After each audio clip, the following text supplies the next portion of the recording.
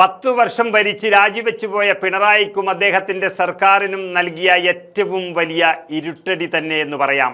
IAS ഉദ്യോഗസ്ഥരായ B അശോകിൻ്റെയും N പ്രശാന്തൻ്റെയും സസ്പെൻഷൻ പിൻവലിച്ചിരിക്കുകയാണ്. പിണറായിയുടെ വിശ്വസ്തനും മരം മുറിച്ചു കടത്താനുള്ള അഴിമതിയൊക്കെ നൽകുകയും ഇപ്പോൾ ചീഫ് സെക്രട്ടറിയായി ഇരിക്കുകയും ഒക്കെ ചെയ്യുന്ന ജയതിലകനെ വിമർശിച്ചതിനാണ് പ്രശാന്ത് IAS പുറത്തു പോകേണ്ടി വന്നത്.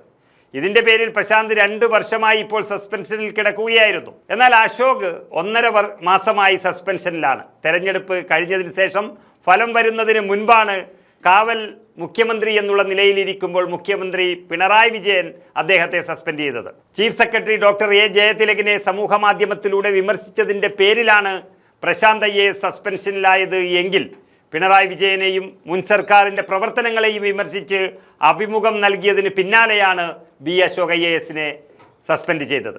അനുവാദമില്ലാതെ മാധ്യമങ്ങളോട് സംസാരിച്ചു, സർക്കാരിൻ്റെ പ്രതിച്ഛായ മോശമാക്കി തുടങ്ങിയ കുറ്റങ്ങളാണ് അദ്ദേഹത്തിന് മേൽ ചുമത്തിയത്. അതുതന്നെ ഏറ്റവും വലിയ തമാശയായിരുന്നു. എന്നേ മോശമായി പോയ ഒരു സംഭവം വീണ്ടും മോശമാക്കി എന്ന് പറയുന്നത്. ഏതായാലും UDF സർക്കാർ അധികാരത്തിലെത്തിയതിൻ്റെ 1 മാസം തികയുന്നതിന് മുൻപേ തന്നെ ഈ 2 പേരും അകത്ത് കടന്നിരിക്കുന്നു എന്നുള്ളത് ഒരു രാഷ്ട്രീയ പകപോക്കൽ എന്നതിനപ്പുറം കേരളം കണ്ട ഏറ്റവും മികച്ച 2 IAS ഉദ്യോഗസ്ഥന്മാരുടെ തിരിച്ചുവരവാണ് ഇവിടെ കാണിക്കുന്നത്. നമുക്കറിയാം, കോഴിക്കോട് ജില്ലാ കലക്ടറൊക്കെ ആയിരുന്ന പ്രശാന്തിനെ കലക്ടർ ബ്രോ എന്നാണ് വിളിക്കാറുള്ളത്. അത് തന്നെ അത്രയ്ക്കും ജനങ്ങളുമായി ഒരു സാഹോദര്യ ബന്ധം പുലർത്തുന്ന ഒരു ഉദ്യോഗസ്ഥനെ വെറും ഈഗോയുടെ പേരിൽ മേലുദ്യോഗസ്ഥൻ പുറത്താക്കി എന്ന് പറഞ്ഞാൽ അതാണ് യഥാർത്ഥ പകവീട്ടൽ.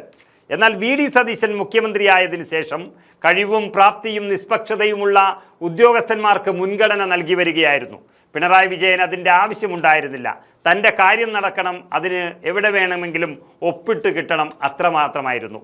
അതുപോലെ ബി അശോകിൻ്റെ കഴിവും നമുക്കറിയാം. KSEB എന്ന പൊതുമേഖലാ സ്ഥാപനത്തെ അതിശക്തമായി തിരിച്ചു കൊണ്ടുവരികയും ആ സ്ഥാപനത്തിനുള്ളിൽ വർഷങ്ങളായി അള്ളിപ്പിടിച്ചിരുന്ന കുറേ അനാവശ്യ ഉദ്യോഗസ്ഥ നേതാക്കളെ അട്ടപ്പാടിയിലേക്ക് സ്ഥലം മാറ്റുകയും ഒക്കെ ചെയ്തത് CPM നേതാക്കൾക്ക് കണ്ണിലെ കരടായി മാറി അശോക് IAS.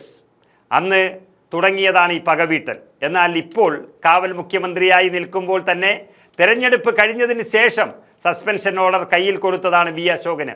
എന്നാൽ ഏപ്രിൽ 9-ന് ജനങ്ങൾ വലിച്ചു പുറത്തിട്ട ഒരു സർക്കാരാണിതെന്നും ഒരു പുല്ലുവില പോലും ആ സസ്പെൻഷൻ ഓർഡറിന് താൻ നൽകുന്നില്ല എന്നും തെരഞ്ഞെടുപ്പ് ഫലം വരുന്നതിന് മുൻപേ ചാനലിൽ വന്ന് പറഞ്ഞതാണ് അശോക് IAS. മാത്രമല്ല, കേരളത്തിലെ ഭരണത്തിൽ നടന്നിരുന്ന മുഴുവൻ തട്ടിപ്പും അറിയാവുന്ന ഒരാളാണ് അശോക്.